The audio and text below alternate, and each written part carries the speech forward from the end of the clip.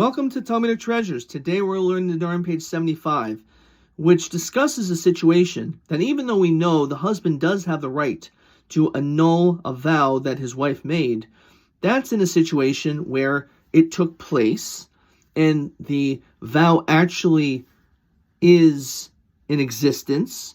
Then the husband can come and have it removed.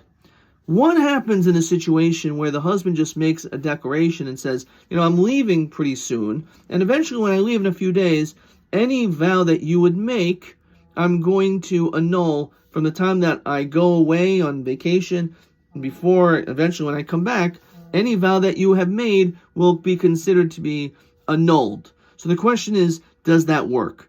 Because it's very possible that the only time he has the right to remove it is only in a situation where it was already there. But if it's something in which won't take place until the future, so then maybe he doesn't have the ability to do so. And on this, the Talmud compares it interestingly to a mikveh. We know that when a person is impure, a person who is ritually impure, they can go into this body of water called a mikveh, which consists of rainwater, a certain measure of rainwater, and when a person immerses into that body of water, into that mikveh, they become pure. So we see that if a person was impure, was not pure, they can go into this body of water and it can be removed, the impurity, they become pure. So the question is, can a person do the following? Can a person say, there's a chance in a couple of weeks I'm going to become impure. It's possible.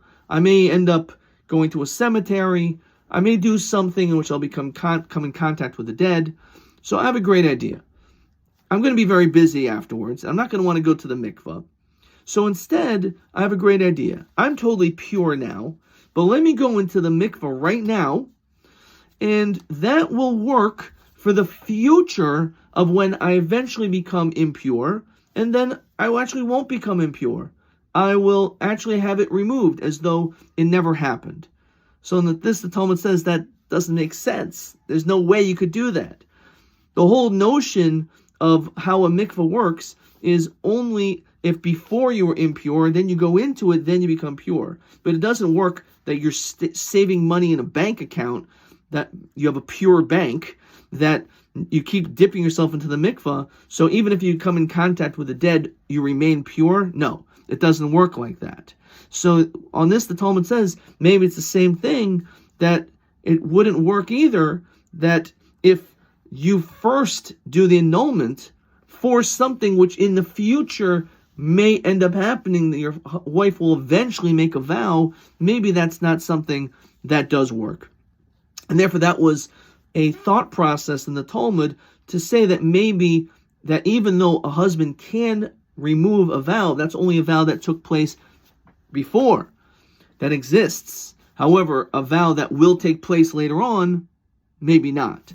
So we see from here, from this case of the mikveh, this notion that a person cannot just simply stock up and do everything perfectly today and expect that tomorrow they could slack off and do whatever they want and not take their health seriously or do things properly and expect, since I was such a good person for the past 10 years, so you shouldn't hold me accountable, or I shouldn't be sickly because of my previous actions.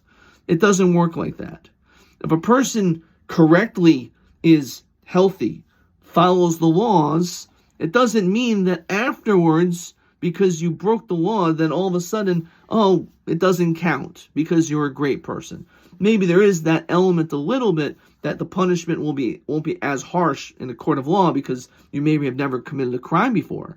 But the notion of just saying it just goes away is not something which happens there. It doesn't happen in our case, and therefore a person should try their best to remain pure, not just spiritually, in all matters throughout their lives.